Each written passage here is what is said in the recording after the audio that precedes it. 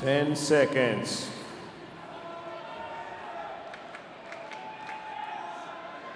Stand by.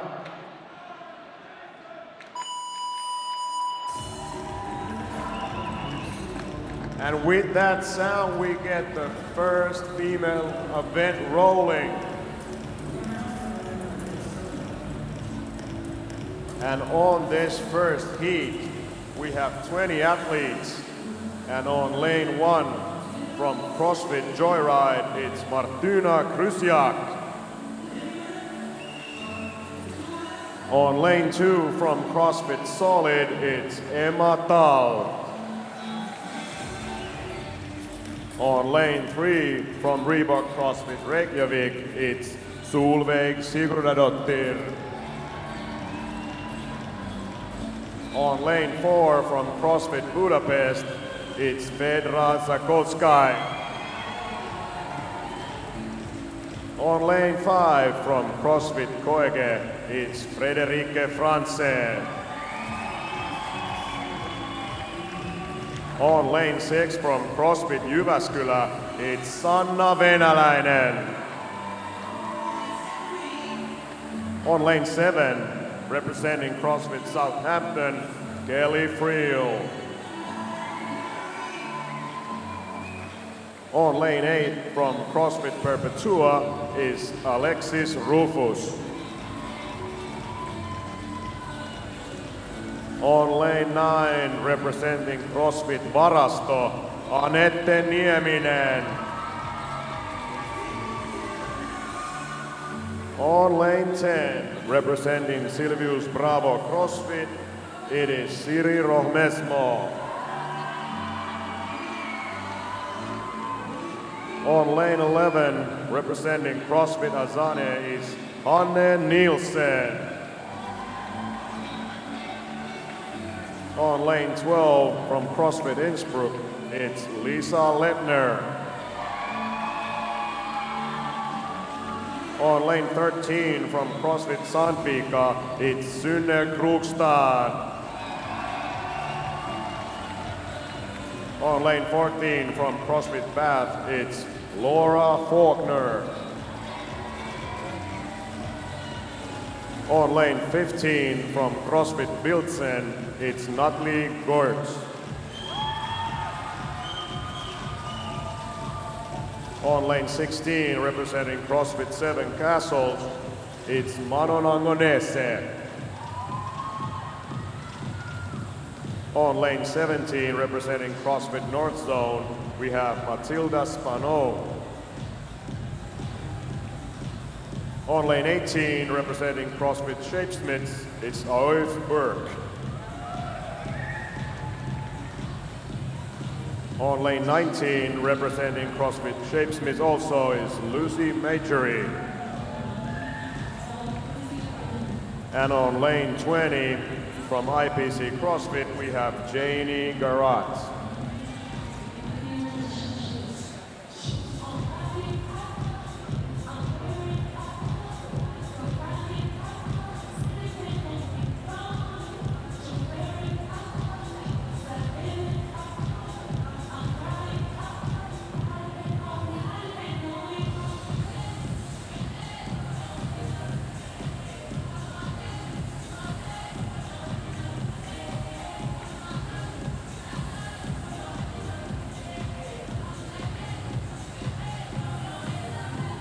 For your reference, most of these female athletes right now are rowing at a 2-minute pace, maybe a bit more. The males were going at approximately 1:45.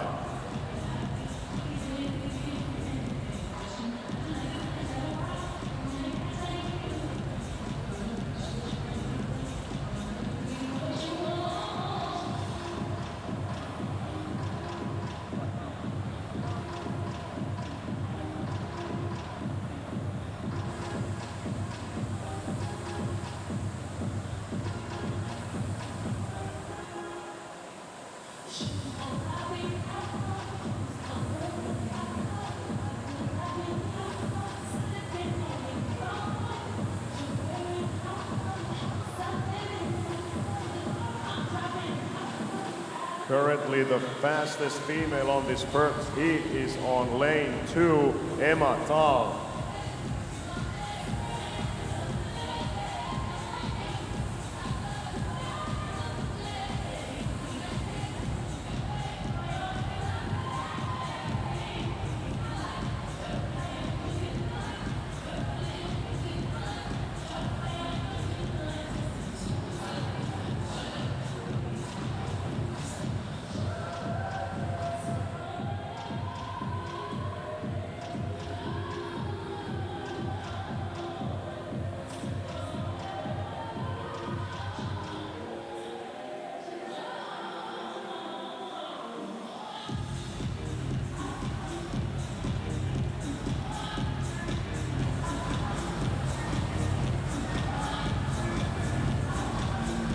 On lane 2,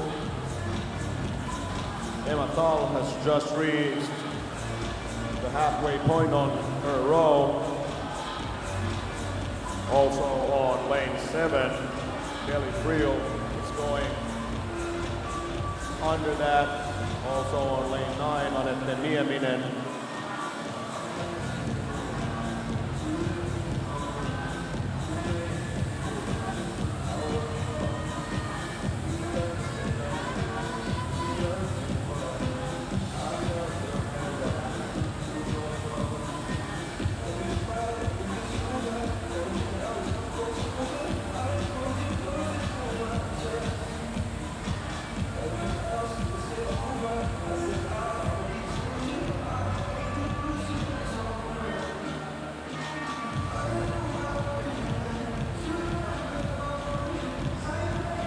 Also in contention right now on lane 19, Lucy Majory going on a good pace.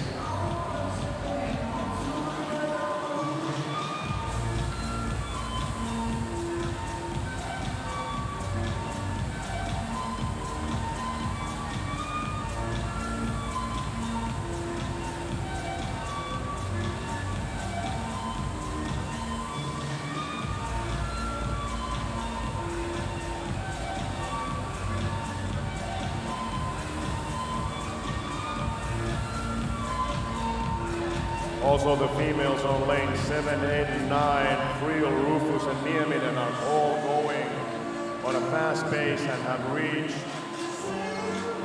They only have about 1,100 meters left all.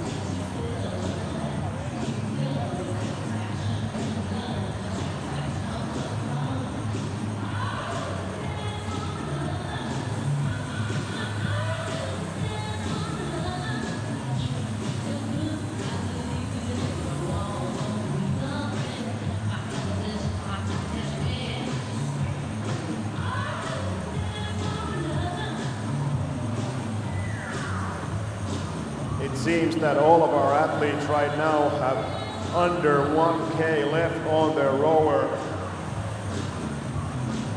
And the ladies on lane 7, 8, and 9, Friel, Rufus, and Nieminen are your current leaders.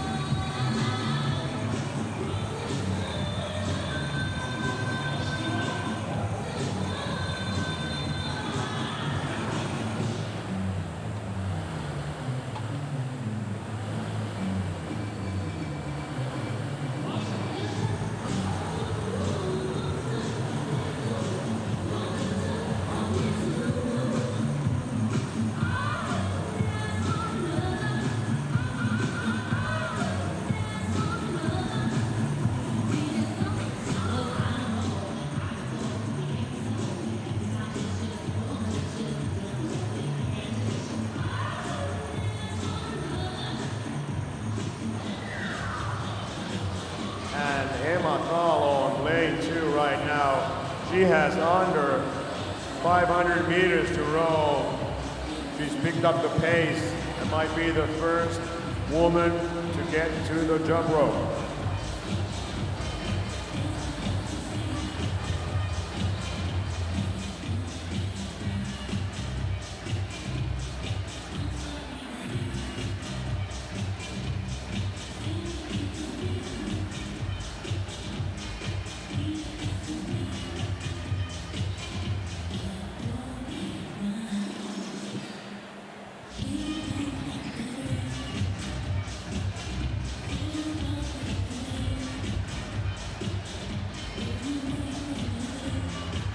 And this event has been going for now almost 11 minutes, and the time cap for this event is the same as with the men, 49 minutes.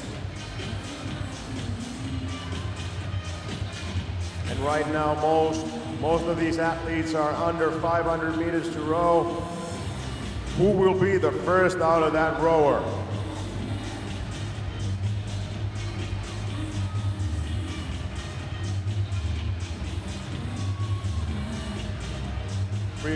Nieminen and Rufus going really hard there, and Emma Thal, her judge is the first one with the hand up, and she will be the first one out of that rower. Next up on lane 7 is Kelly Friel. Lucy Majory also on lane 19. And Emma Thal, lane 2 from CrossFit Solid, is your first female athlete on the double unders. And right next to her is Kelly Friel on lane 7.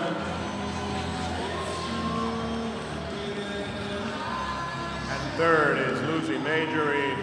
And on 4th and 5th and 6th we have Nieminen, we have Romesmo, Vedra, Zakolskaya also.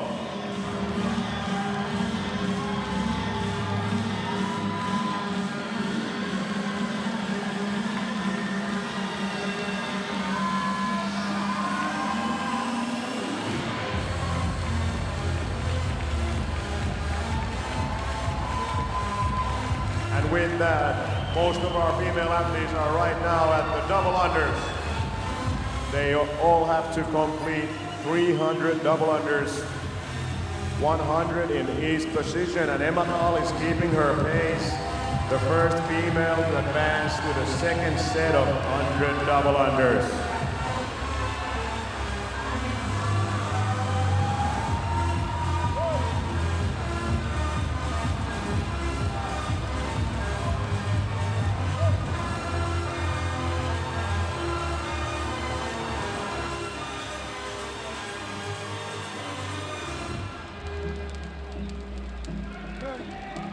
And making fast work of her double unders is Solveig Sigurdardottir on lane 3.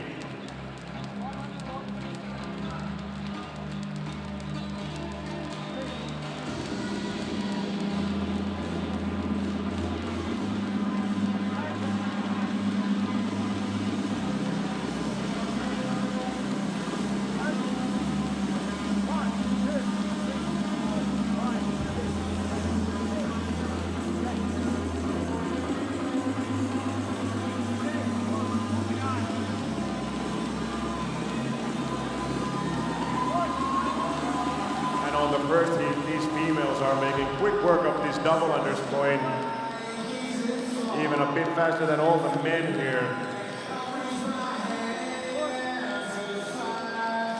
And Emma Thal keeping her top position here.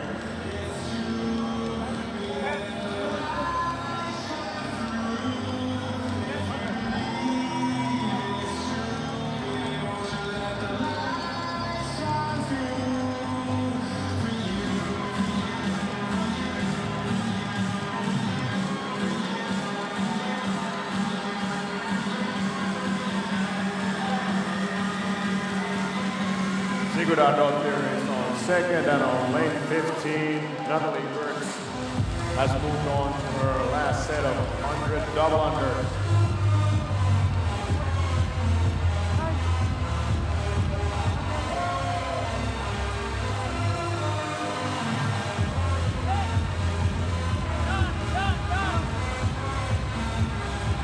And that's it, ladies and gentlemen. Emma Thal, the first female on-under air runner. And she will start her 3-mile run.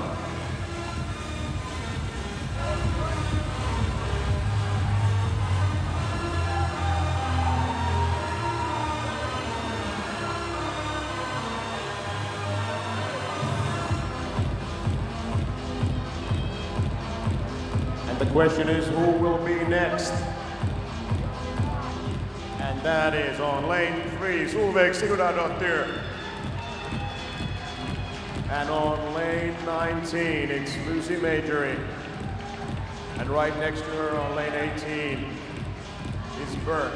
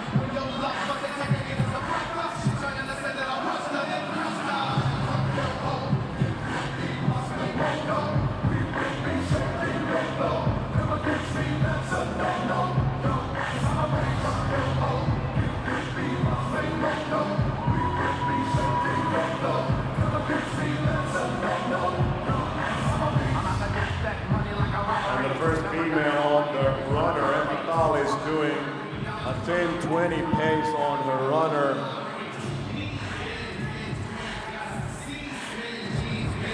And right next to her, Solveig Sigurdardottir is going 10:10.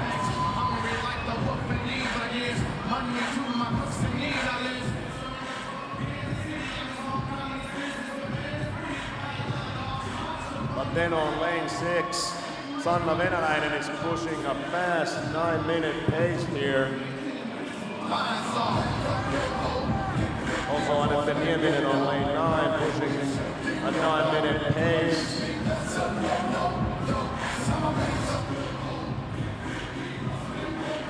Lisa Lettner on lane 12 pushing 8 right now, going really fast here.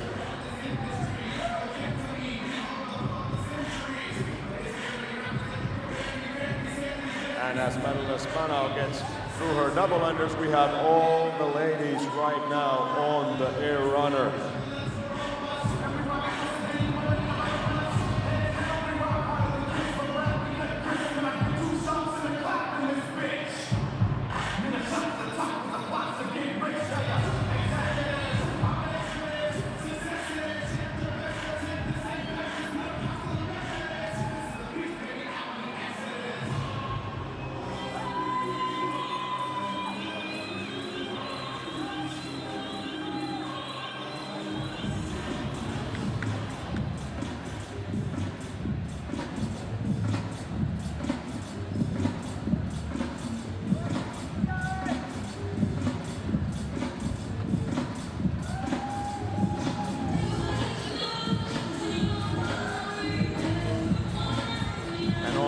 First heat for event 1, we have a pretty even setup here with the female athletes.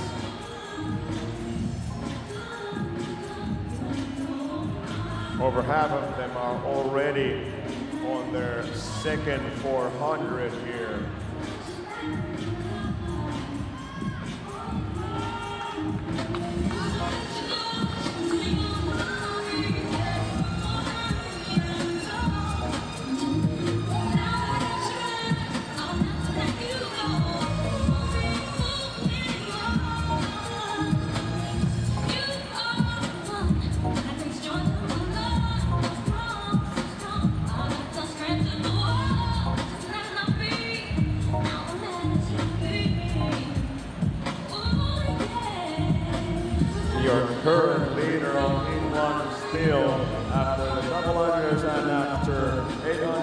of running on lane 2, Emma Dahl.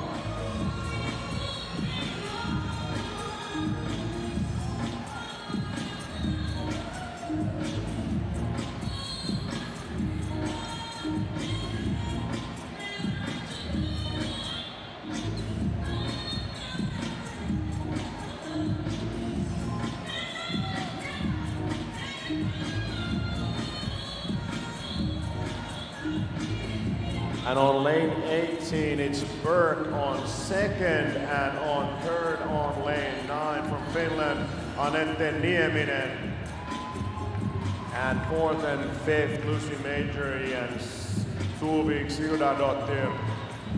And also Krugstad on lane 13, on lane 8, Alexis Rufus, lane 1. It's a really even pack here on this first heat for the females.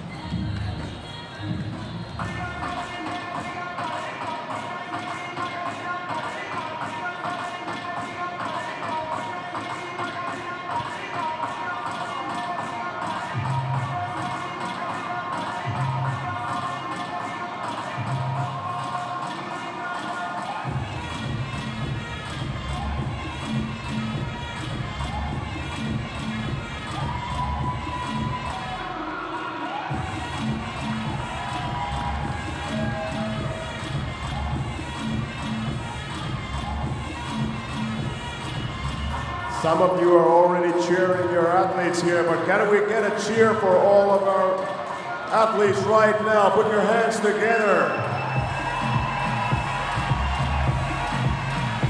We're almost to the halfway point of this event regarding the time cap. And still keeping the lead on lane 2, Emma Dahl.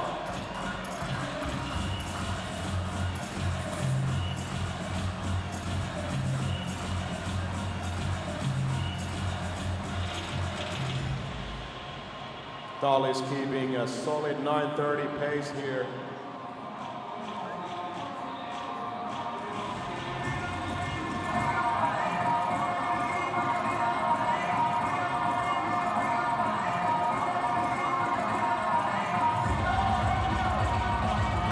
Now on second place, on lane 13, we have Signe Krugstad going a bit faster now.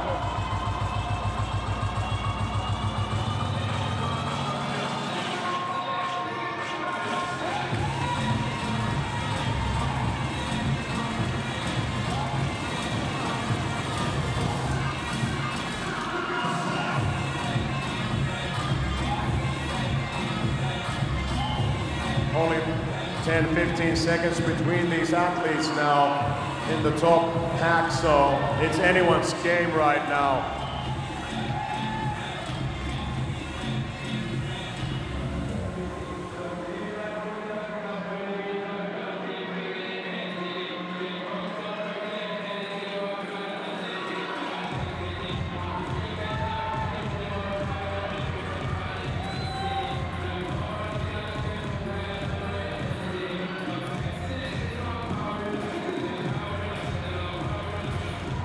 On the individual side of the competition, we have invited 40 athletes, so 20 from the Europe North region and 20 from the Europe Central region to compete here at the Europe Regional. 5 athletes will move on from here to compete at the CrossFit Games 2018 in Madison. 6 events over the course of 3 days. This right here is individual event number 1, 333, 3,000 meters on the rower, 300 triple unders, and a 3-mile run. This is the longest event that has ever been programmed at regionals at 49 minutes. And this event made its first appearance at the CrossFit Games in 2014. Back then we didn't have the assault runner. The athletes were running outside. But otherwise the event right here is pretty much the same. On the male side of competition, the best times were around 36 minutes. And we're probably gonna see some of these ladies start finishing this work around maybe 40 minutes. It takes a little bit longer for them to get the row done. And also on that run, just slightly slower than the male athletes. But in about 10 minutes, we can start probably looking at the first females to get to the last portion of this event. And your current top three still is Stahl, Krugstad, and Berg.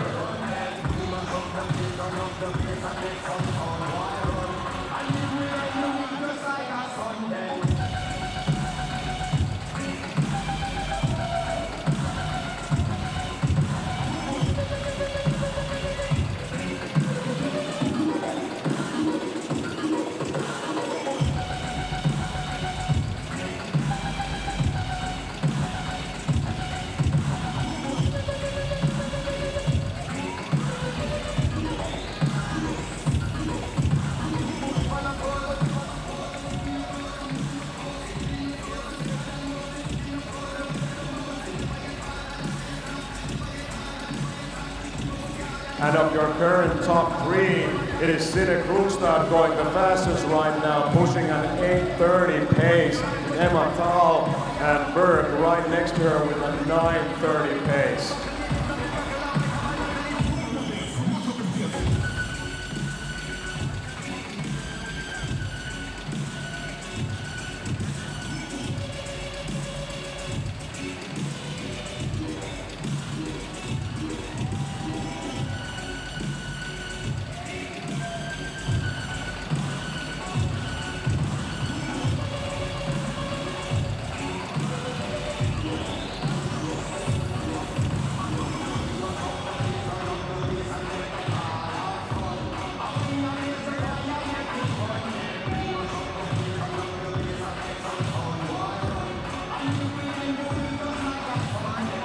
On lane two, as we can see, Emma Thal holding on to that leader spot.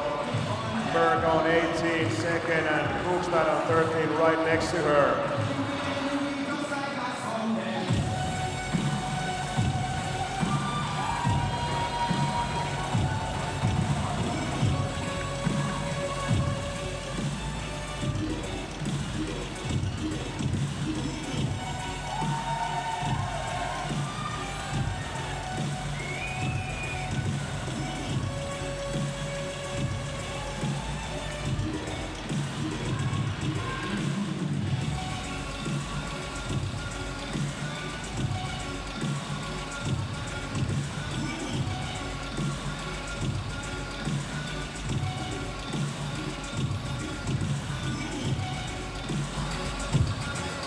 And after the top three, the pack is pretty tight, so we might see, and we're gonna see some sprints to the finish as we're reaching the halfway point of this 3-mile run.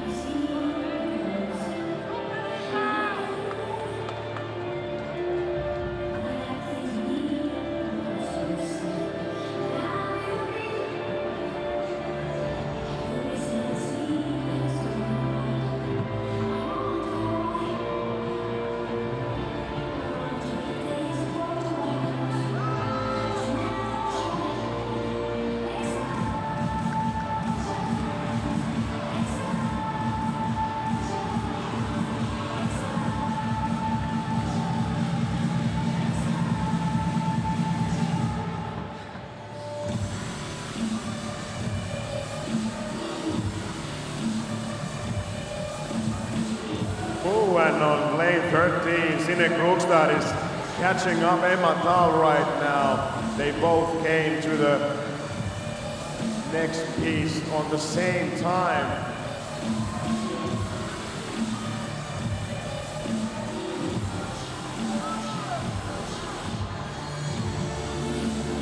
Burke on lane 18, also currently in third place here.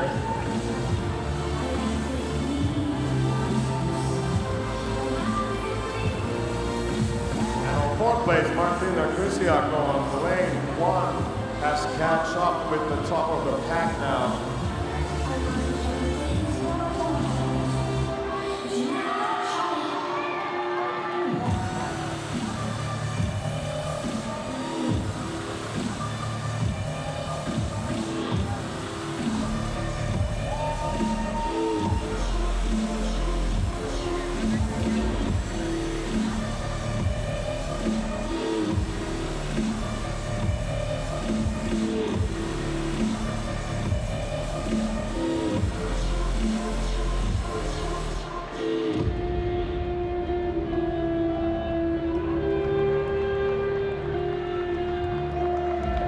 The air runner is much more taxing on the legs than running normally. You really have to pull with your hamstring, and that's why it's much more taxing to do this 3-mile run.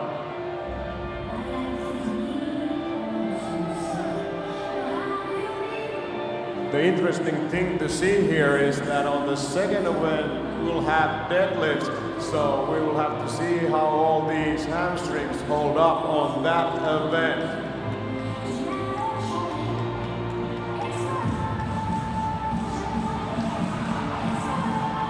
And that's it on lane 13. Krugstad has taken the lead.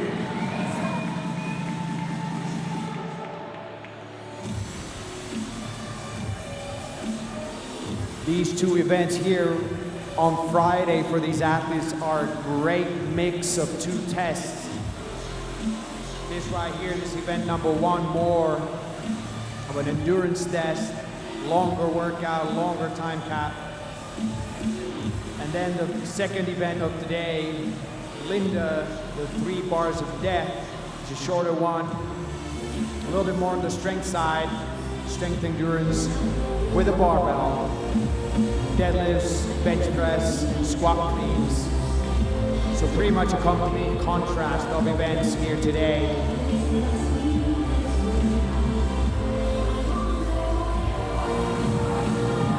And right now, Emma Thal has fallen off a bit. Oyo Berg on lane 18 has caught up with her, and they're now currently on third place both.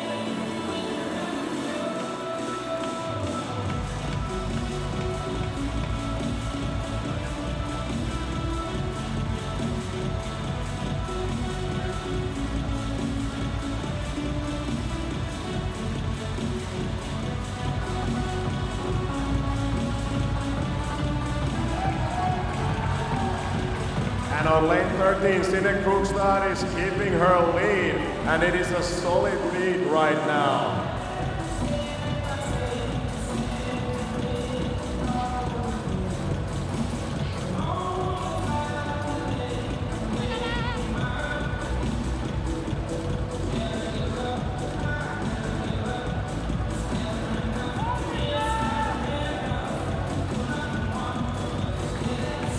And on second place on lane 2, Emma Thal holding her place there.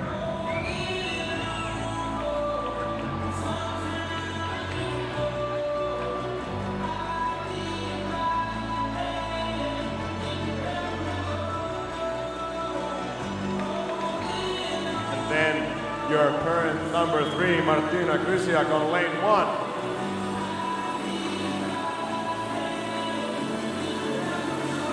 Oyo Berg on lane 18 is your number 4 right now on this heat, and then it's Lettner at lane 13.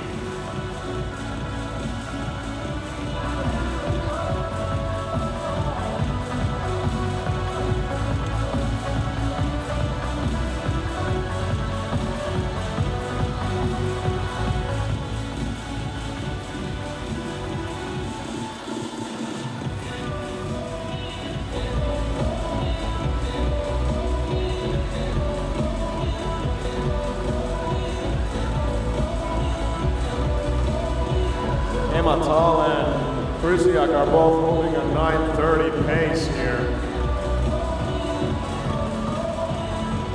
But Sine Krugstad is holding an 8:30 pace, so going considerably faster than the other females here.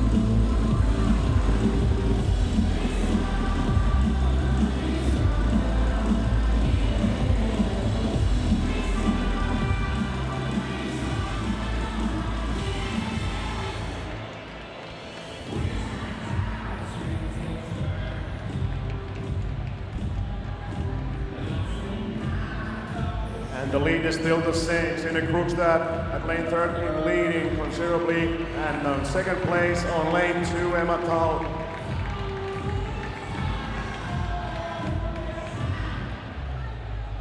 And your third place right now, lane 1, Martina Krysiak.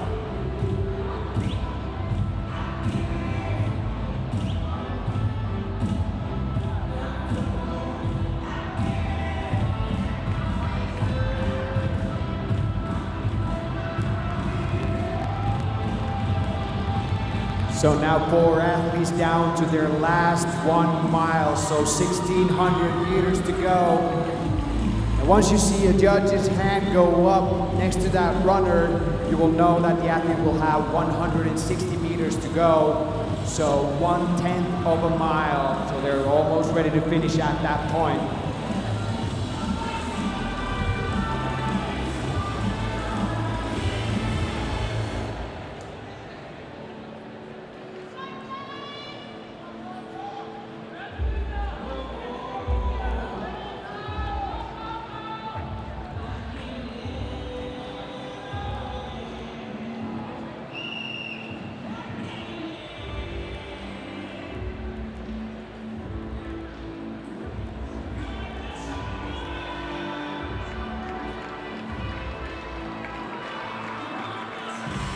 And Sine Krugstad, lane 13, still in the lead. She has 800 meters to go.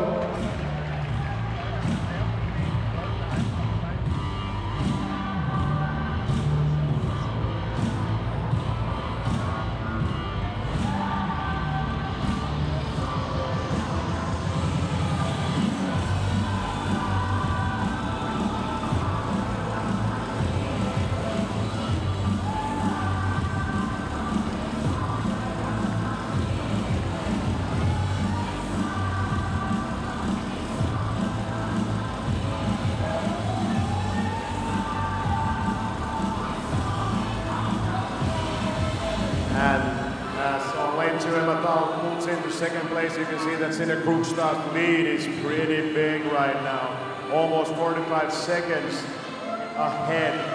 So she's got this heat if she can manage to keep that pace off and go to the end. She's definitely going to set herself up well for the rest of the weekend. We still have another heat of female athletes to come. So all of these athletes are also competing against those 20 athletes still to come in Heat 2. So everybody wants to push all the way to the end so they can get a good result here in this event number 1.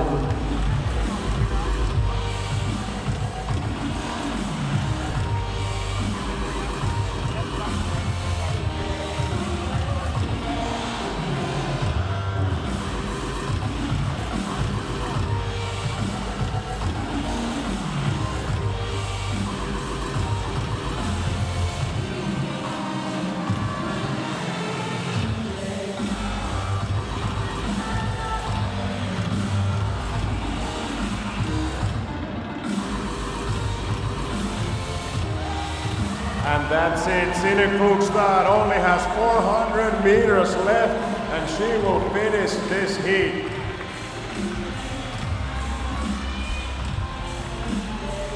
We will get a time to beat here.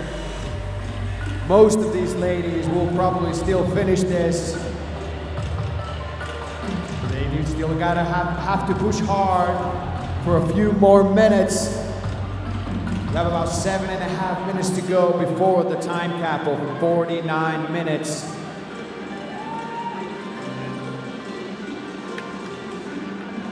And as soon as you see Sine Krugstad's judge put that hand up, we know that 160 meters is the distance that is left for her. She's had a significant lead here already for a while, so we're definitely looking for her to finish this event here and this heat first. And she's keeping her lead, 45 seconds plus to the second place. Emma Thal here on second lane, and right next to Emma Thal is Martina Krysiak on lane 1. On lane 1 and 2, we might see a nice sprint to the finish. And here we go, Sine Krugstad, judge's hand is in the air. That means she only has a few more meters to go. So she's gonna be the first female athlete to finish this event number 1.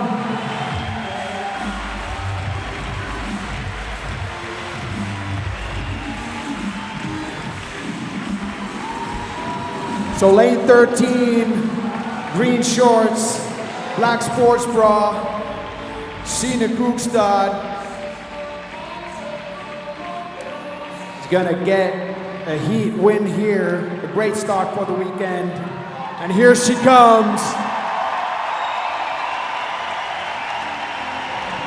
43:07 unofficially for Sine Krugstad.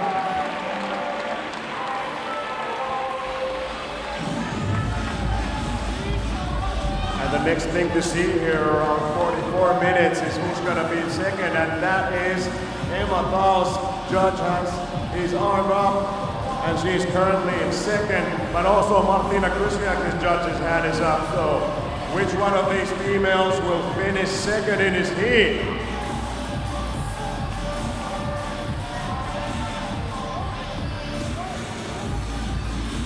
And they're both pushing it right now.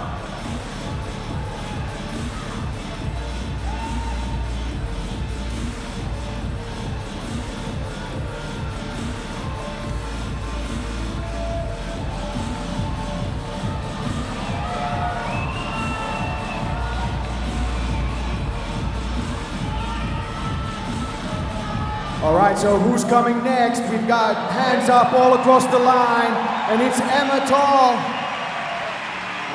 Lane 2, second place. And Martina Krysiak is third on lane 1. And then it's going to be interesting to see who is 4th, 5th, 6th, 7th, 8th.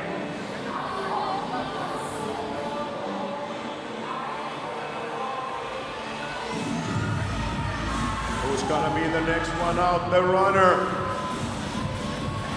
And Sanna Velanen on 6th. It's a sprint against Agonese. And Agonese wins just by a few inches. That's what we call a sprint to the finish. That's what we After all of that work, these athletes still have that much in the tank to sprint. As Aoife Berg finishes on lane 18.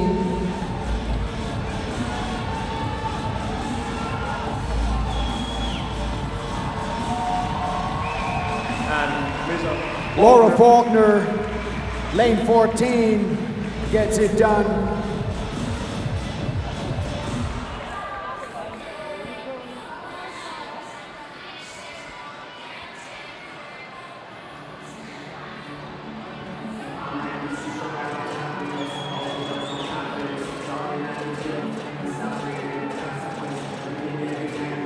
A lot of hands up right now. Lane 7, 8, 9. Lane 4 also.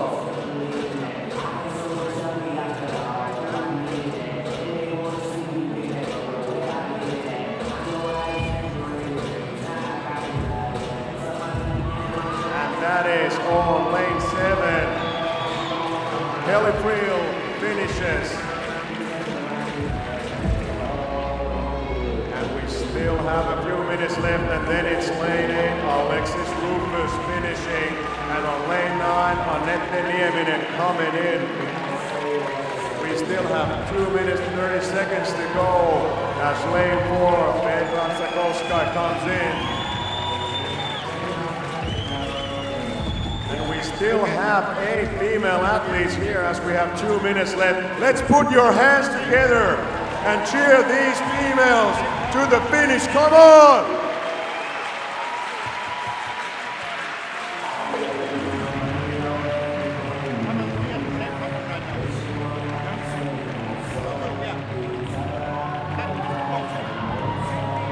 We're seeing hands up right now.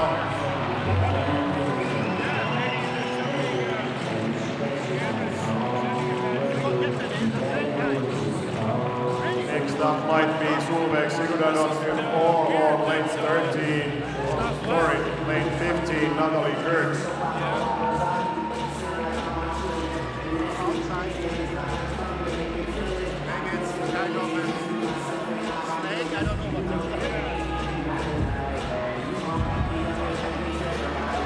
And that's it. Lane 15, Natalie Kurtz comes in.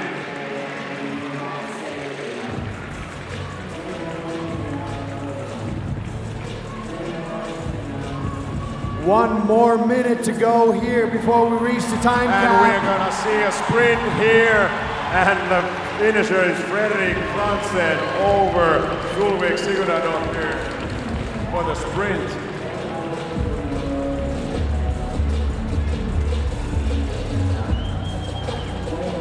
45 seconds, ladies and gentlemen, and still 5 athletes on the runner. And next up on lane 19, Lucy Majory comes over.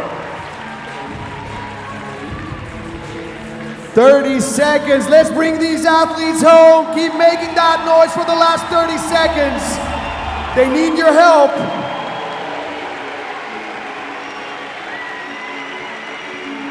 And in comes from lane 11, Anne Nielsen. 10 seconds to go.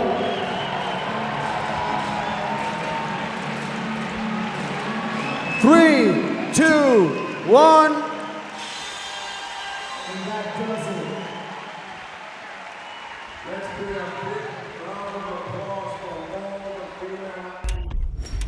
The longest and perhaps the most grueling regional event ever is through one of 2 heats on the women's side of the Europe Regional here in Berlin, Germany. And we only saw 17 of 20 able to beat a 49-minute time cap. And the race is on with heat number 2 just moments away. Brandon Domain, Mats Jakobsen, Nikki Brazier with you here at the Velodrome as the crowd is starting to file in, and it has been loud here, even half full on day 1, as you kind of expect. It's the lightest it's headed today, but it has been loud here in Berlin. The European crowd will be louder as the weekend progresses. Be sure of that. The event that we're looking for right now is what we call the triple three. It's 3,000-meter row, followed by 300 double unders, followed by a 3-mile run. The time cap is 49 minutes. And quickly going from heat number 1 to heat number 2. Do want to note, time to beat, set 1 heat ago by Sunne Krogstad. 43 minutes 7 seconds, over 1 minute faster than the second place provisional athlete Emma Tall, who came in at 44:18. And she did a great job on the run. She was pretty conservative on the rower, same thing on the double unders, but once she got to the run, and she didn't just start out with the sprint, she just continuously chewed off a little bit of the edge that Emma Tall had to start with. And I love the way that she does that.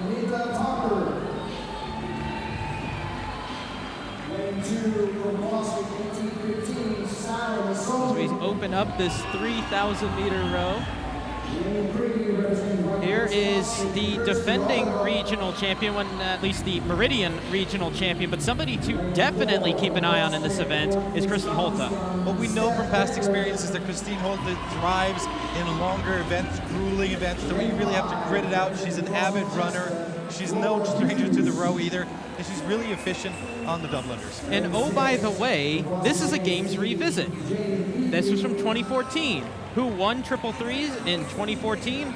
Kristen Holta at 36.07. So a bit of a favorite here in this event. But what we have seen in the past is that this is slightly different just because it's on the assault runner. You're not outside. You're not able to pace off anybody else. So it may not be as fast, but it means she looks good for this event.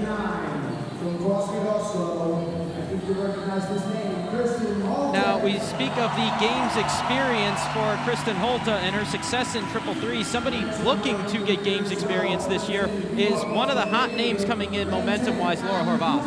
Laura Horvath, and I like the way that we say that she's got momentum because she's been looking better and better year after year, both in at regionals and at smaller shows all across the world. And she's looking to regain that momentum or keep that momentum up right here. And I think she will. She looks strong as well, and she felt pretty comfortable about the event. We talked to her yesterday at the check-in. She was looking forward to this.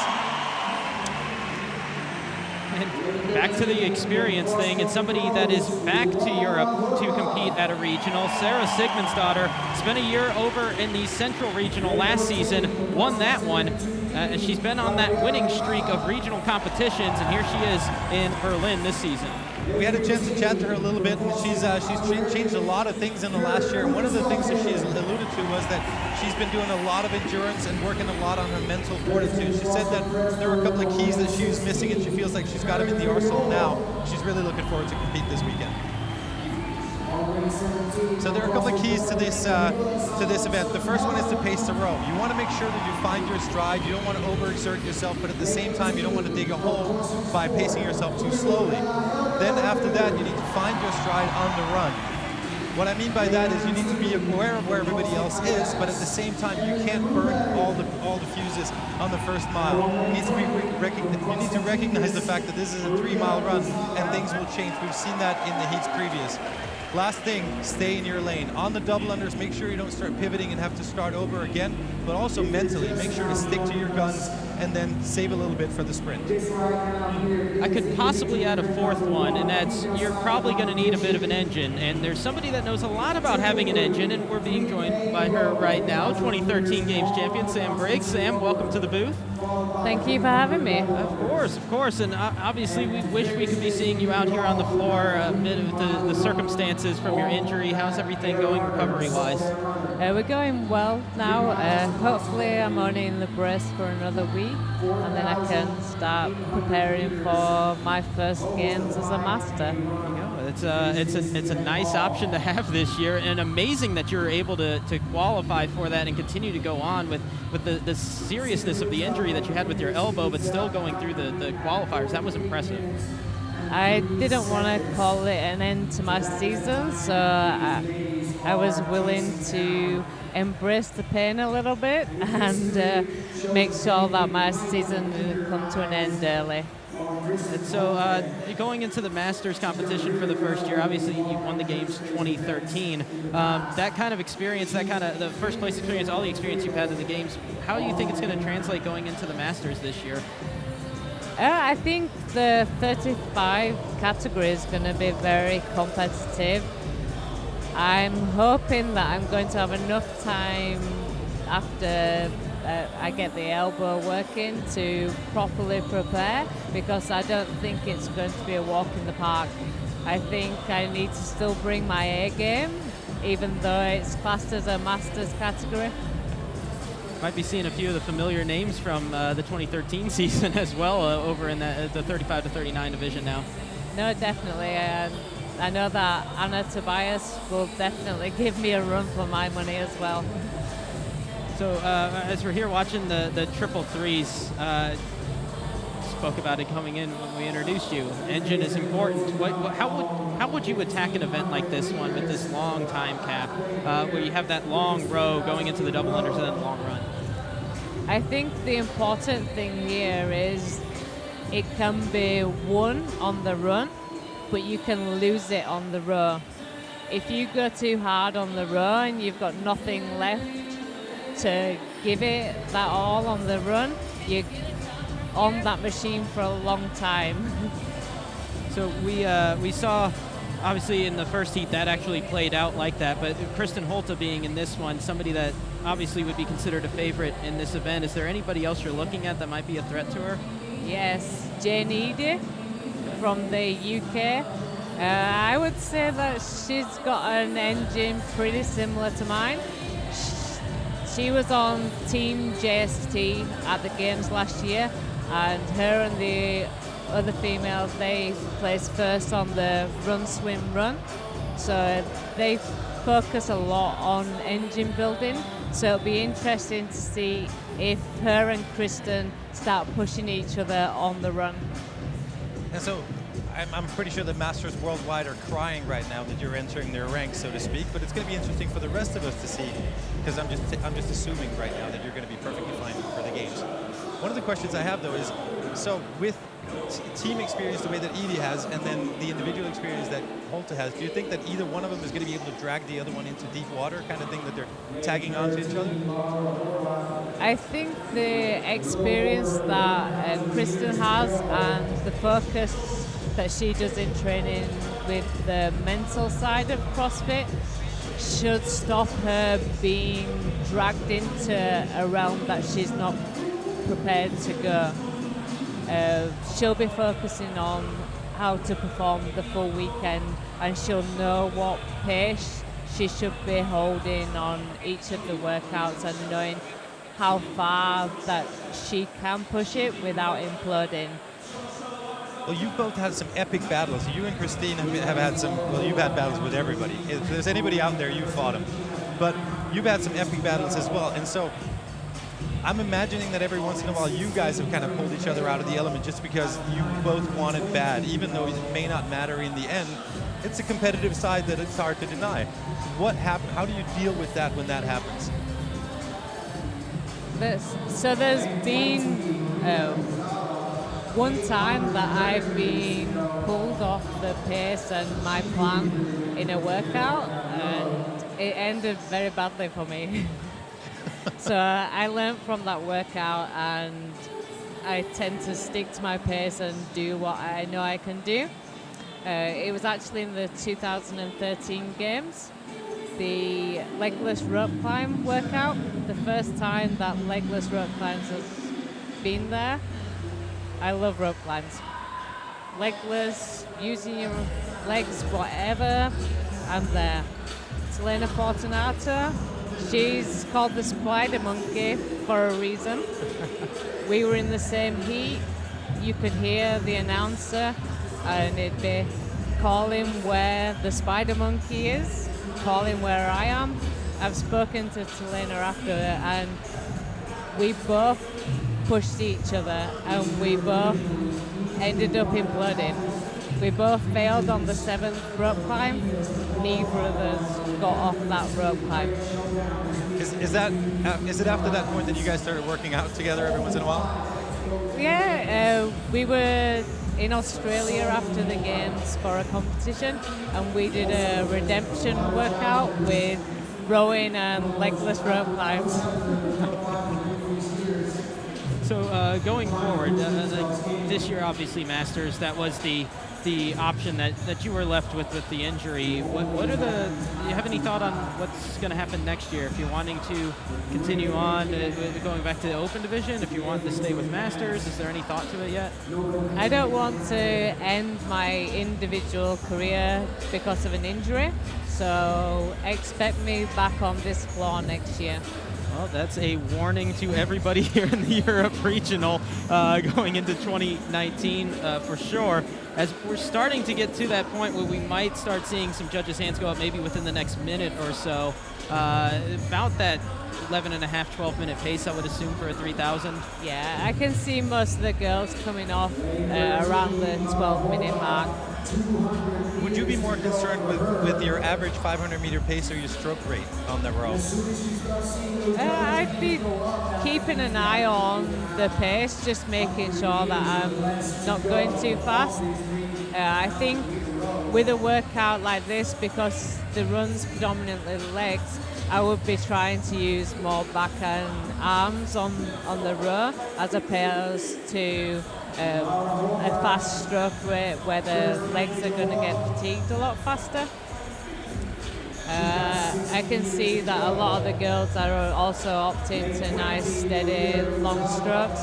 I think that will benefit them when they get onto the run, especially using the assault runners. It tends to be a faster cadence, whereas on the road you can slow it down and make nice big strides. On the assault runner, you're kind of forced to maybe go a little bit faster than you would do normally. And somebody that's looking to make the rest of the field go a little bit faster than they might have planned is Laura Horvath, who is out in front with about a 12-second lead over in lane number 20, Maria Kurzawa. And now there are more athletes making their way, including Gabby Magawa and Sarah Sigmundsdottir also onto the jump rope. Here comes Annie Thorisdottir as well. So a little ahead of that 12-minute mark. We've seen 7 athletes make their way to the double unders, and at this point of it, you're coming off the row. Obviously, the leg's going to be a little fatigued. How's that transition feel going from that long row to a significant set of double unders? I think that most of the athletes will have paced the rower right, that they can do a big set of double unders. I think me personally, I would have tried to do 100 quick rest and then 50s with quick rest in between, just not to let the heart rate get up too high before getting onto the run. One of the things I'm thinking about is that there is an event after this one. What do you think is going to be the hardest part, or where the athlete's going to feel it the most? Is it going to be grip-wise? Is it going to be like overall recovery that's going to be hardest, or is it going to be the legs that will be fried? I think with a workout like this, it's going to show athletes that haven't worked on any sort of conditioning or aerobic base. Athletes who have started to build that base, this is their morning cardio. They're going to feel good to lift this afternoon. That makes me feel really bad about my fitness, by the way, if this is the morning warm-up. Yeah. Let's not dive into that. Like I said, I did this event at home, got beat by my wife, and then almost by my 11-year-old son. And I didn't feel like morning cardio. But there is a whole world of difference between the fine specimens we are seeing out here on the floor and then whatever I am. So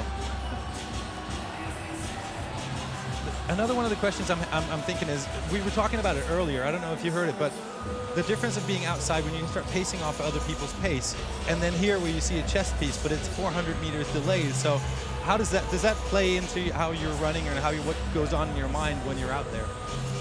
Definitely. Coming from a running background, I know in races, if you see somebody ahead, you get that extra bit of adrenaline, an extra bit of energy, and you can push to try and catch them. On the runner, you can't see anybody. It's you against the machine. But you wouldn't be keeping too much track, or looking too much at the other people's chest pieces as they move forward, or just kind of stick in your lane?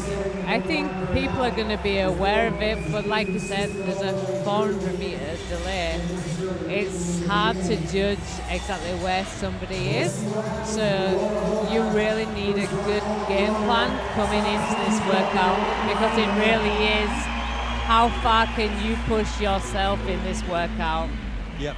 That being said, I have seen you in the beginning, in the early stages of your career, so to speak, actually make up 200 meters on a 400-meter row, where the other athlete was about 200 meters out when you started, and you came to finish pretty much at the same time. But then again, we're not all the engine. Now are we?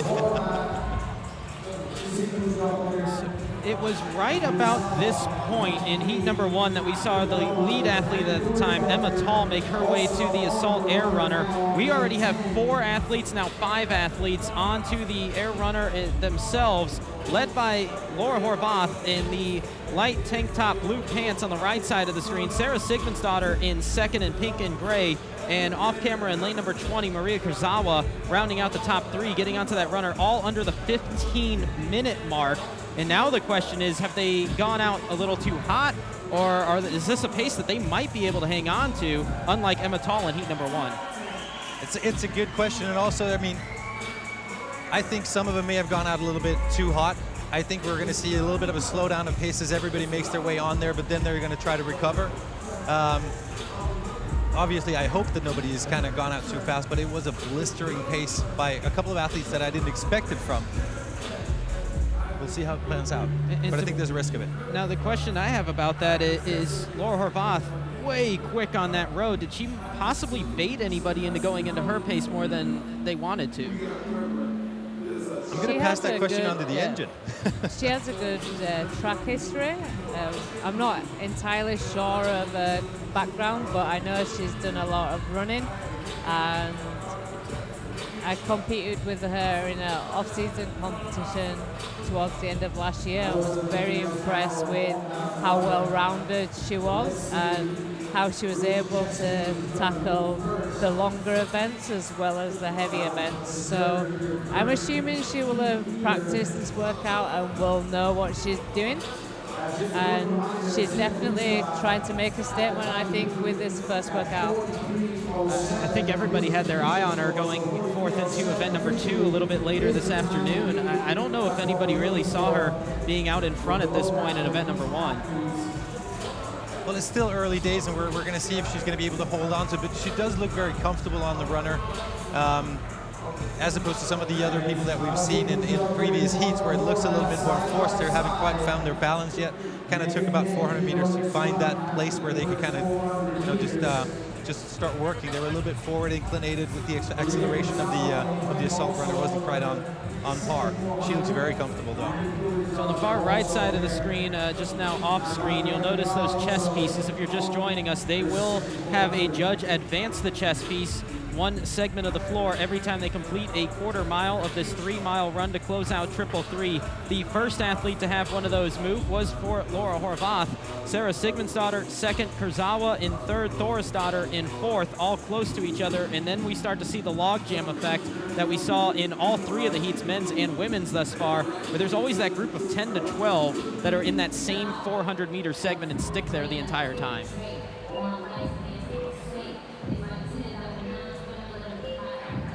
There is Maria Kurzawa in lane number 20 at a CrossFit Genius, making her regional debut. In fact, coming into this season, she had no finish inside the top 100 in the region in the open, and here she is in the lead battle in event number 1. And she's enjoying that run. Looks very comfortable.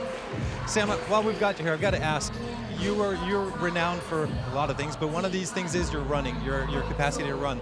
How do you feel about the difference between running outside and then running on the treadmill? Like, how much of an adjustment technically do you have to make? The first time that I tried one, I'd be honest, I didn't like it. As a runner, it was forcing me into a position that I wouldn't normally comfortably run in. But as soon as you've been on it a few times and you can actually judge where you want to be standing and what side sort of stride rate and cadence you want to hold, then you become a lot more comfortable. And in preparation for regionals, I've been training on one, and I actually don't mind it now. So you got to get used to your poison kind of thing. Yes, definitely. I still prefer to get outside. It's nice to get fresh air, but I live in the UK. It's freezing and raining a lot of the time, so the assault runner could be a welcome break. Yep. But so if I'm sitting at home on my sofa and I'm watching these events, I am 16 years old and I want to become the next Samantha Briggs. Would you recommend that this future potential athlete spends time both outside and on this? Definitely. The more comfortable you can get on something like the assault runner, the easier it's going to be. You'll get athletes who, if they've not been able to train on the assault runner and they've been practicing the workout outside, the pace is going to be completely different on the assault runner, which could mean that they're on there and either running too fast and they start blowing up towards the end, or they go slow and they finish the workout and they're like, damn, should have pushed it a bit more. Yep. We've been hearing a lot of athletes talk about how when you're on the assault runner and you're not used to it, your hamstrings and your glutes fire up differently than when you're running outside. Do you think this is going to be something that we're going to see play for these athletes, or should they be used to it to a point where that's not going to make a difference? I think I would hope that they'd all be prepared for that. It's common knowledge now that it forces you to use your posterior a lot more, and especially we know that Linda's coming next with the deadlifts. I would hope that they'd be prepared for that and they're not going to become stuck on Linda. Yep. So the answer is, when you're 16 on the couch, girl out there, do both. Yes, definitely. But if you don't have access to an assault runner, then by all means, like track running, outside, hill sprints are fantastic to help build that base. God, I just lost my heart. I just realized another one of the reasons why, you know, this is such a hard thing to do is that you have to appreciate things like hill sprints. Not a lot Hill of people do. sprints are amazing. So you said a moment ago, if you're 16 on the couch, you have to embrace both of them. Here we have a couple of athletes out in front that weren't too long ago 16 years old, one of them being the leader, Laura Horvath, who's 21. 19-year-old Gabriella Magawa is making her way up the field. She's moved into the top 4 in this here on the run. Somebody that hasn't been to regionals before, but has been to the games in the teenager division, finishing 3rd in the 16-17 division 2 years ago. So might want to start keeping an eye on her. She's creeping up into the picture. And there's a couple of other names starting to make their way up through the front as well, and one of those being Kristen Holta, and I see that chest piece moving. She kind of took her time to get to that run, but that chest piece in lane number 9 is making its way towards everybody else at this point. So about halfway into this 49-minute time cap event, as there is Kristen Holta, the defending Meridian Regional champion. This now Europe Regional, as we've split that up. Meridian will go in week number 3. But at this point in the event, you've been on the runner for about 6-7 minutes. What's kind of going through your mind at this point as you're looking at that chest piece get farther away, and then the end of the line is much, much farther away, and it's a long way to go? I think most athletes will have games to play in their head. So they'll be looking at their pace for 10 steps. They'll look at the chest piece for 10 steps. They'll look at how many calories they're getting for 10 steps. And they'll just keep focusing on different things just so that their mind has something to do other than be run, run, run, run, run, run. So if you're just joining us, the voice you just heard, 2013 Games champion Sam Briggs, joining Brandon O'Mains, Mads Jakobsen here in Berlin, as we're midway through the triple three, heat number 2 of 2 in the women's event number 1. As everybody's still chasing down Laura Horvath. It's Gabby Magawa in 2nd now, Sarah Sigmundsdottir 3rd, Annie Thorisdottir in 4th, Kristen Holta rounding out the top 5, so some familiar names leading the way here in this heat as they chase down the top time, 43.07 by Sunit Krokstad, set in heat number 1. And while we've got you here, Sam, I have to ask you, how important is it to get a good start? Like, obviously everybody wants a good start to regionals, but how important is it if, let's say that you kind of project yourself being in the top 5, is that first day super, super, super important, or is it just nice to have? I think I've proven in the past that having a bad first event doesn't necessarily mean that you're out of that top 5, but it's a hell of a lot less stressful if you have good events all the way through. You don't need to smash every event, but I think all the athletes here would rather have a good finish for them and a smooth weekend rather than being forced to give it that extra in workouts later on in the weekend that might not necessarily work well to their game plan. And kind of following up on that with the mindset of an athlete at regionals, obviously you would love to get out to that strong start, but there's athletes out here that their 5K time, probably one of the slower ones in the field. Maybe this isn't their event. Maybe event number 2 is their event. How do you get over that mindset if you know that first event is just not in your wheelhouse and it is just a tough one for you to overcome? So that's when your experience comes into play and you have a serious talk with your coach and come up with a game plan. They're workouts that you would say are damage limitation. Like how much can you push in this workout to get a reasonable score that's not going to hinder you in the next workout if the next workout is one you could potentially win.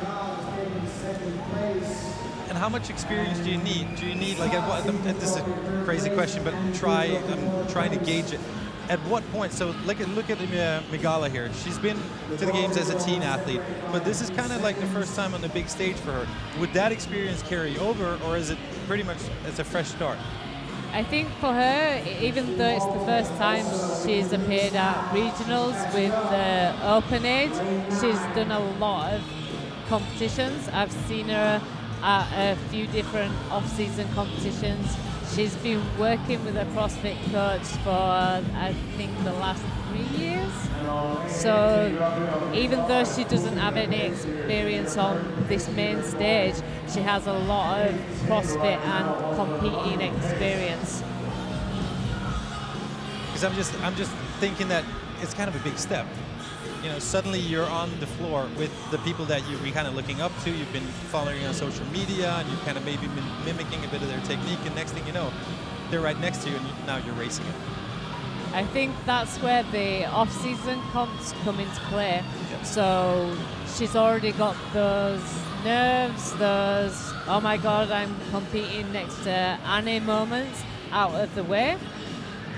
Made any mistakes that happened in those competitions, that hopefully learned from them, grown as an athlete, she's come here and now she's competing on a level playing field. You know, kind of in the similar tone.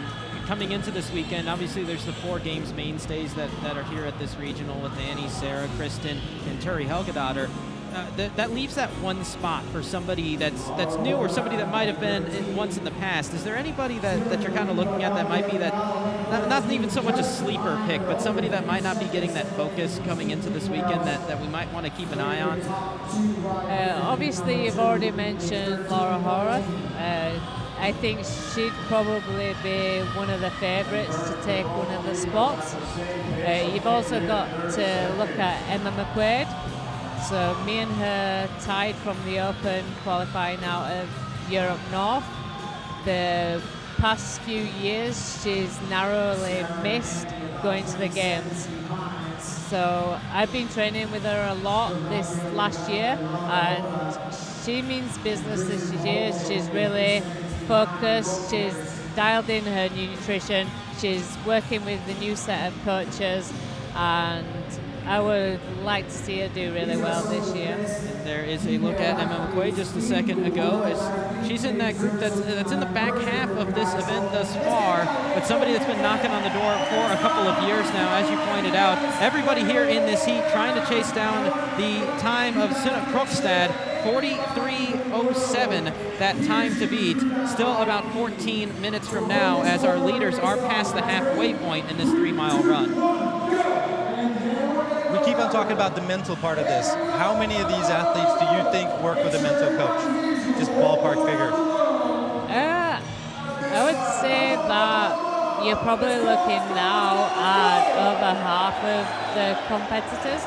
I think it was relatively new 2-3 years ago, but more and more athletes are finding that helps give that extra 1-2%.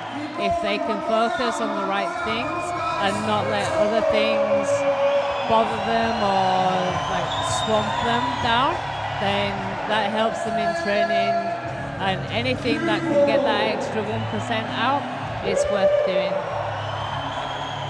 I'm just thinking about, once again, for the younger athletes coming into this. I mean, it's obvious you need endurance coaches, and you need weightlifting coaches, and you need different kinds of coaches to help you with different things. But it's often, I think, an aspect that you kind of need to run into the wall before you realize, it would have been nice to have somebody help me when I'm there. definitely. I think Kristen Holte has probably been one of the most open about working with her mental coach. I know at last year's open announcement, she actually travelled with her mental coach, not her CrossFit coach, because the CrossFit coach has done his job. She's as fit as she's going to be for that weekend, and it was important to get her mind in the right place. Her body was already there. She needed to be focused and know that she could go out there and do as well as she knew she could do. It sounds like a smart play, and I think over the long run as an athlete as well, we're not just talking about like the physical fatigue of going out. It's the mental fatigue of gearing up and then going through the motions on a day-to-day basis, fighting it out in a basement, dark basement on your own. You know, the old Miko thing sitting there rowing. But I mean, and that you pay a toll off of that as well. And I guess the tolerances just kind of get smaller and smaller and smaller. There's external things that kind of play a role. So I just think it's smart if they do it, and I'm happy to hear that more and more people are. So here we look at lane number 14. This is Gabriella Magawa. We show her because she is the new leader at the 2-mile mark. 1 mile remains. It's Magawa 1. Horvath continuing to hold on the second. Sigmundsdottir in third. Holte is moving up. She's now into fourth. Annie Thorstadter into fifth. And Sam, you told us about her. Jane Eady moving into the top 6, and she's closing in on this lead pack as well. I would like to see her pick up the pace now. She's looked very comfortable on the run. She's had quite a slow cadence. I know she knows her body well, and I think she's saving something to maybe sprint the end, maybe? That's what I've been hoping to see anyway. So center of the screen, Laura Horvath in second. Gabriella Magawa on the right in first. Sarah Sigmundsdottir in third on the left side of the screen. And there's a little bit of a benefit there. If you're in the top 3 and you're all standing next to each other on this air runner, just getting that little eye at the pacing, I would imagine there's a little benefit there. I'm not sure if they want to look at each other at all. I don't think they'll be able to see the screen, but you're aware of somebody's cadence as you're going. Sarah looks to have picked up her cadence and pace towards the end. She looks to be breathing a little bit more heavy, but still looks comfortable. There's no swaying from side to side. She's still very central, whereas you can see Laura's moving a lot more. It's all about conserving that energy. No doubt Laura knows what she's doing, and I think they'll keep on in the top spots. And they do have a bit of a lead over Sigmundsdottir, Thorstadter, and Holte, who are fighting for third, as it's about a 15-second interval from second to third. As this is well ahead of the pace from 1 heat ago, which that time 9 minutes away, 43:07. So a little over 9 minutes away, and there's only 1,200 meters remaining for the leaders. And I'm not sure if they feel like it's only 1,200. I think they're probably pretty happy. It's 1,200 meters and not more than that. I think Kristen's just started picking up the pace. That might be a troublesome sign to everybody else in this heat, as it's almost felt like this entire time we just kind of been waiting on when Holte is going to make that big charge. She's kind of eased her way position by position ever since the double unders, but it's still a pretty large lead for Magawa, about 5 seconds over Horvath, who we're still waiting on third place, which should be Sigmundsdottir, but it has been a little bit since the chess piece moved for both Magawa and Horvath, and this might start becoming an insurmountable amount of an interval for somebody like Kristen Holte to make up. And I mean, if you've got 1,200 meters to go, it's pretty impressive to start making your move with 1,200 meters. Yeah, I'm going to start my sprint. It's still quite a way to go. And Holte has moved into third, right in line with Sigmundsdottir, based off the chess pieces. That's far from scientific. It's far from accurate. But based on that, it looks like Holte's moved into third, but she's still going to have to make up about 15 to second, and maybe about 20 seconds to the leader, Magawa. So how far into this event would you start thinking like, all right, it might be a little too late to make that push if there's too much of a lead? When does the strategy of it just kind of go out the window and you just finish? I think it depends on how much they're actually hurting on that runner and whether you have something extra to push. If you've been saving something to push at the end, you're gonna give it. You don't know where everybody is fully with these chest pieces moving, so it's gonna be worth it if you've got something to push it. Now, one thing I'm kind of curious about, because there's a lot of talk coming into this, nobody really knew if there was going to be any indicator on where the athletes were on this 3-mile run, if it was just going to be a guessing game. What side of that debate would you have been on? Would you have wanted to have like these chest pieces or some kind of monitor, or would you have rather it just been a mystery and just kind of you're in your pace, and if somebody else wants to try to game it and be wrong, that's fine, but... I think definitely for the crowd and things, it's good that they can see where everybody's at, and it could force some people into more of a sprint finish as opposed to everybody just finishing when they're ready to finish. But like, as far as you, like, would you, being as good of an athlete as you are on the endurance events, would it have been beneficial to have like everybody else kind of like, I wonder how far out she is? Like, would that have helped as an athlete? I think it could go either way. I could be comfortable in my pace, thinking I've got this, and then all of a sudden Kristen flies past me. Whereas if I have some awareness of where she is, then I can make sure that I'm trying to get my chest piece to move forward just before hers every time. We are in the final 2 segments of the floor, meaning we're in the final half mile of this 3-mile finish to 333. Continues to be Magawa in first, Horvath in second, Holta third, Sigmundsdottir, Thorisdottir rounding out the top 5. So your top 3, your top 4 all in this one shot, including the heat leader on the right side of the screen in purple and black, Gabriella Magawa, who at 19 years old making her regional debut, and what a way to make that debut if she can hang on. She's doing really, really well, and she still looks good on the run as well. She doesn't look like she's having to expend too much energy to keep the pace up either.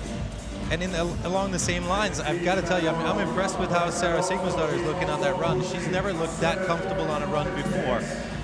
Now, working on endurance is one thing, but then working on the technique to be able to keep a good pace in your endurance events, that's a whole different thing. I can sit there and I can fight my way through a row or a run or something like that, but can I use it? Gabriella Magawa, the chess piece, has moved to the final portion of the floor. She's in her last quarter mile, and it has been a few seconds since that chess piece moved. This might be too little too late for anybody else to make that charge, as it's been a good 10-12 seconds and still nobody else into that final quarter mile. She might be home free at this point, barring disaster like a cramp or something at this point, but she has just been cruising through this event. I think now's the first time that she looks like she has any pain in her face, and that's perfect. It's the last 400. It doesn't matter if that hurts, you're going to get through that. There you go, and she is trying to hold off Horvath, Holta in third, Sigmundsdottir in fourth, but again, it's been about a 15-20 second interval, as she should have about 200 meters remaining at this point. This bodes really well for the next generation of female athletes coming out of Europe. And the crowd knows we're about to the end for the leaders here. Judges' hand will go up in the final 50 meters of the run. Gabriella Magawa, somebody that made a name for herself in the teenager division that year that she took third. The event win that she had was in the Max Clean event. Not necessarily something you think would translate to doing well in triple threes, but apparently there's some kind of a correlation there somewhere, as Magawa out in front, waiting for the judge's hand to go up, which should happen shortly, as we just passed the 40-minute mark in this 49-minute time cap event. Still 3 minutes away from the time to be Asuna Krokstad, and that will fall shortly. Gabriella Magawa, 19 years old, one event in her career, one event win. She takes triple threes in impressive fashion. What a way to start her weekend out. She's got to be super happy with this. It's really awesome to see somebody so young come in and make a statement on the first event like that. And that is huge, especially for one of the stronger athletes out here. With what's left coming up today, she might be sitting in a real good position after day one. Second place, speaking of youth, 21 years old, Laura Horvath. She's got to hold off Kristen Holta, who came out of just nowhere in the final seconds. But Horvath will hold off Holta, and you can tell what Kristen was trying to do that whole time, just making that push late. It just wasn't enough. Sarah Sigmundsdottir, welcome back to Europe. 4th place here in the heat and in the event. Now the question is 5th place. Will it be Annie Thorisdottir or Jane Eady? Eady in lane number 6 in the orange top. Thorisdottir in lane number 10 in all black. Thorisdottir will start down the floor, and she will have just enough ahead of Eady, so Thorisdottir will round out the top 5.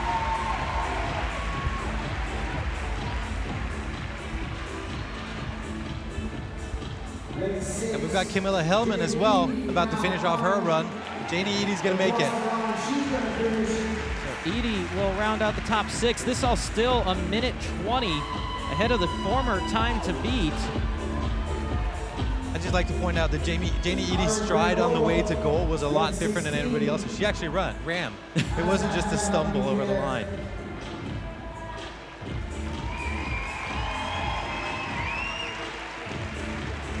A couple more athletes about to make their way down the floor to finish this one off. And Sam, now that we've seen the top 6 here in this heat, now make it the top 7, finish this one. How did this event play to kind of how you expected it to with the new format, having the air runner instead of being able to do it outside with all the little tweaks that happened to it?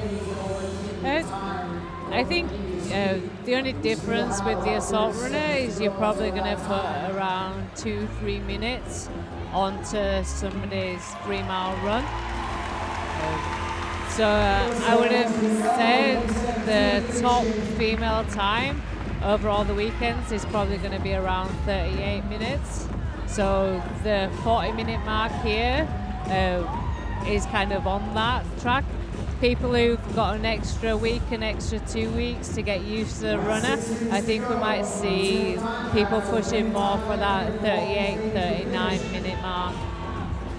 That's fast. That is very, very, very fast. Looking across the floor, believe our next finisher should either be Emily Lundberg or Turi Helgadottir, both in the shot. Helgadottir on the left, Lundberg in the middle. One of the early leaders, Kurzawa, on the right side of the screen. She's also in her final quarter mile now. Looks like Steph Decker is about to finish off as well. I'm excited to watch Steph on the next workout. If anybody's known for their bench press, it's Steph Decker. And the die-hard attitude. I don't know how many times we've seen her have near-death experiences and not even blink. Just kept on going and came back half an hour later ready to go again. Yeah, definitely.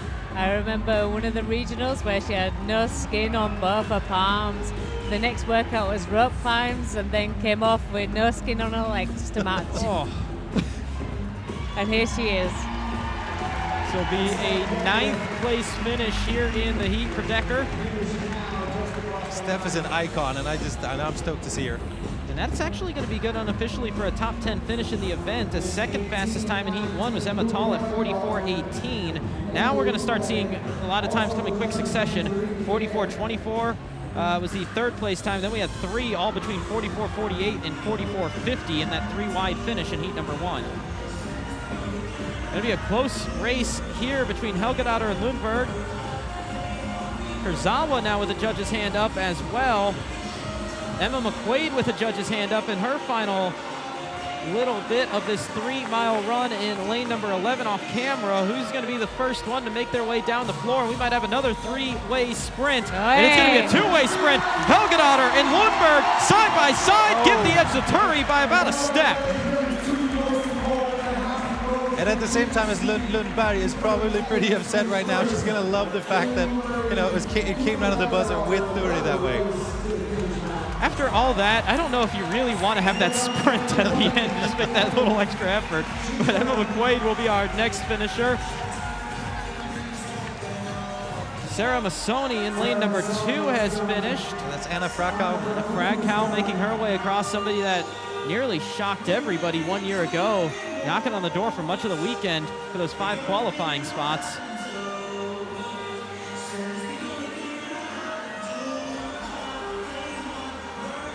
Next finisher should be Maria Kurzawa, and here she comes, and not looking too comfortable. Not smiling anymore.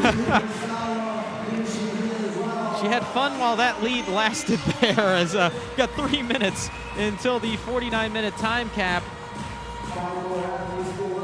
Bit notable here, Bjork Odensdottir with still over 400 meters remaining on the run. Well, I'm not sure if it's surprising. I mean, Björk is a power athlete. She's an amazing gymnast. Her weightlifting has just gotten better and better and better, but she doesn't exactly thrive in an endurance environment. She'll remember the 333 as well from doing it at the games. Yeah. It did not go well for her in that event. 30th place, 42-41, and it's going to be a similar position here in 333s when we revisit it in 2018. She's got some work to do to catch up, as she's next to last here in this heat. We have 5 athletes left on the floor. Final 2 minutes. I think the other events she'll be able to come back and shine more. She definitely has that experience edge. You mentioned she has been to the games. She's one of just a few here in the field this year that have that games experience as an individual. It's Spence finishing up right now. Charlotte Spence, lane number 7, is through that for 16th here in the heat. I think we're going to see Björk do really well in the next workout, or in the next event. She's probably just going to go off the floor, forget this ever happened, and then focus forward. So 3 of the 4 remaining now make it all 4 of the 4 in their final quarter mile. We have about 1 minute remaining.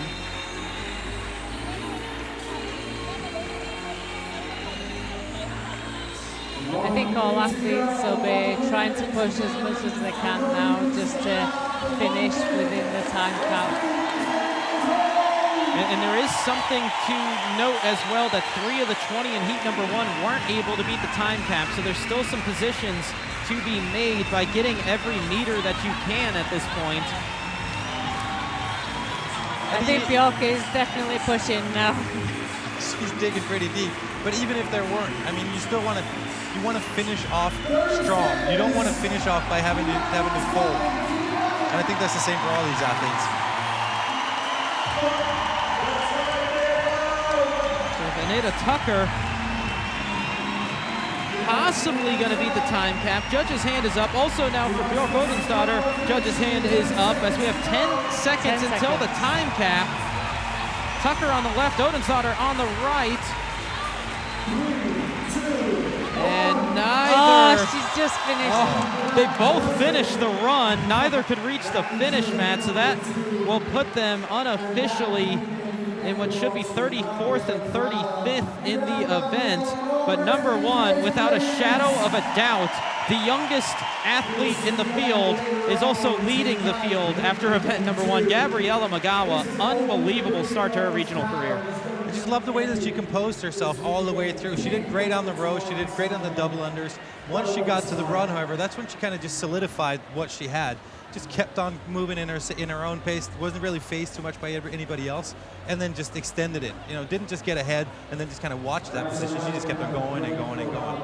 She looked comfortable throughout. It was only that last 400 meters that her face changed. The rest of the 3 miles, you wouldn't look at her and think she was running fast. It was comfortable throughout. It was very impressive performance.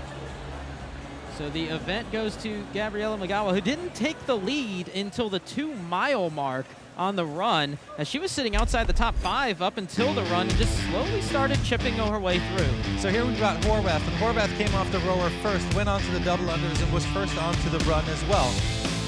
She looked comfortable. Sigmundsdottir looked comfortable as well, but once Magawa got up there and kind of found her stride, stayed with her mental game, she just did not let up. And as Sam said right now, the only time she looked uncomfortable was the last 400 meters. That was the very end of that final 400, the run down the floor. And as we said, one career event win for Gabriela Magawa, who's with Nikki Brazier. Gabby, we saw you pull ahead after a significant portion of the run had already happened, about 2 miles in. What did you have to do in order to maintain that type of endurance and pull ahead in the final mile there?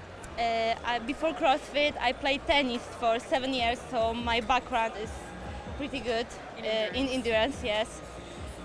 Gosh, this interview is more stressful than event one, so. Well, let me ask you this. We've seen you now in the sport of CrossFit for several years. We saw you at the CrossFit Games as a teenager back in 2016. So how have you changed your training up now that you're competing at the regional level, not in an age division? I finished high school, and after that I did a 1 year break in college, so my focus in 100% is in CrossFit now, so I have plenty of time for trainings, recovery and diet. Yes. Yeah. Well, it's working well for you. Yes. Congrats. Thank you. Thank you so much.